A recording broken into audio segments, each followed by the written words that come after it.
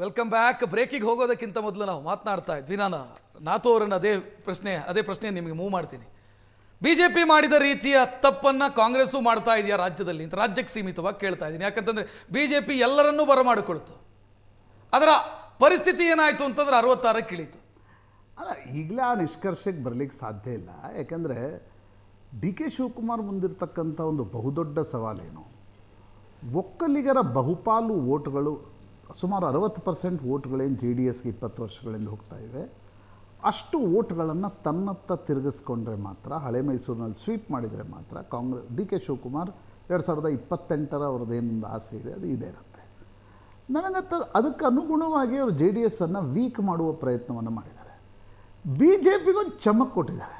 ಯಾಕಂದರೆ ರಾಷ್ಟ್ರ ಮಟ್ಟದಲ್ಲೆಲ್ಲ ನಮ್ಮ ಬಗ್ಗೆ ಮಾಡ್ತಾಯಿದ್ದೀರಿ, ನಿಮ್ಮದೇ ನಿಷ್ಠಾವಂತ ಕ್ಯಾಂಡಿಡೇಟ್ಗೆ ನೀವೇನು ವೋಟ್ ಅಸೈನ್ ಮಾಡಿದಿರಿ ಅದನ್ನು ನಾನು ಸೆಳೆಯಬಲ್ಲೆ ಅಂತ ಹೇಳಿ ನೋಡಿ. ನನಗನ್ಸುತ್ತೆ ಅವ್ರದ್ದು ಫಸ್ಟ್ ಸ್ಟ್ರಾಟಜಿ ಏನಿದೆಯಲ್ಲ, ಇಟ್ ಈಸ್ ರೈಟ್.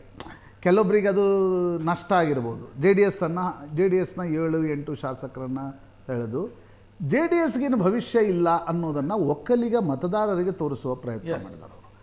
ಎರಡನೇದು, ಬಿ ಜೆ ಪಿಗೆ ಚಮಕ್ ಕೊಟ್ಟು ರಾಷ್ಟ್ರ ಮಟ್ಟದಲ್ಲಿ ನೀವೇನು ಮಾಡ್ತೀರೋ ಅದನ್ನು ಇಲ್ಲಿ ನಾನು ಮಾಡಬಲ್ಲೆ, ಕರ್ನಾಟಕದ ಬಿ ಜೆ ಪಿಯಲ್ಲಿ ನನ್ನನ್ನು ಎದುರಿಸುವ ಶಕ್ತಿ ಇಲ್ಲ, ಅದನ್ನು ತೋರಿಸಿದ್ರು.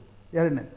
ಮೂರನೇದು, ನೀವು ನಿನ್ನೆ ಕಾಂಗ್ರೆಸ್ ನಾಯಕರ ಮುಖಗಳನ್ನು ನೋಡಿದ್ರಾ? D K Shivakumar press conference ಮಾಡಿದ್ಮೇಲೆ ಅವ್ರಿಗೂ ತೋರಿಸಿದ್ರು. ಅವರು ಇಷ್ಟು ದಿನಗಳವರೆಗೆ ಏನೇನು ಮಾಡಿದ್ರಿ, ಇನ್ನು ಮೇಲೆ ಕರ್ನಾಟಕದ ಕಾಂಗ್ರೆಸ್ಗೆ ನಾನೊಬ್ಬನೇ ನಾಯಕ. ವಿನಯ್ ಕಾರ್ತಿಕ್ಗೆ 21 ವೋಟ್ ಅಸೈನ್ ಮಾಡಿ 32 ಬೀಳ್ತಾವಂತಂದರೆ ನನ್ನ ಶಿಷ್ಯನಿಗೆ ನಾನು ಅಷ್ಟು ಓಟ್ಗಳನ್ನು ಹಾಕಿಸುವ ಶಕ್ತಿ ಇದೆ. ಯಾಕಂದರೆ ಇಡೀ 4 ಕ್ಯಾಂಡಿಡೇಟ್ ಇದ್ರಲ್ಲ, ಅದು ಡಿ ಕೆ ಶಿವಕುಮಾರ್ ಕೇಳಿ ಮಾಡಿರಲಿಲ್ಲ. ಇದೊಂದು ಅವ್ರ ಕ್ಯಾಂಡಿಡೇಟ್. ಸೊ ಒಬ್ಬ ಜಾಣ ನಾಯಕ ಒಂದು ಚುನಾವಣೆಯ ಅವಕಾಶವನ್ನು ಬಳಸ್ಕೊಂಡು ಯಾರ್ಯಾರನ್ನು ಎಲ್ಲೆಲ್ಲಿ ಹೆಂಗೆ ಏನೇನು ಮೆಸೇಜ್ ಕೊಡಬೇಕಲ್ಲ ಅದನ್ನು ಕೊಡುವ ಪ್ರಯತ್ನ ಮಾಡಿದ್ದಾರೆ. Thank you. 4 ಜನ ಅತಿಥಿಗಳಿಗೂ ಕೂಡ ಧನ್ಯವಾದವನ್ನು ಹೇಳ್ತಾ ಕಾರ್ಯಕ್ರಮ ಮುಕ್ತಾಯಗೊಳಿಸುವಂಥ ಸಮಯ.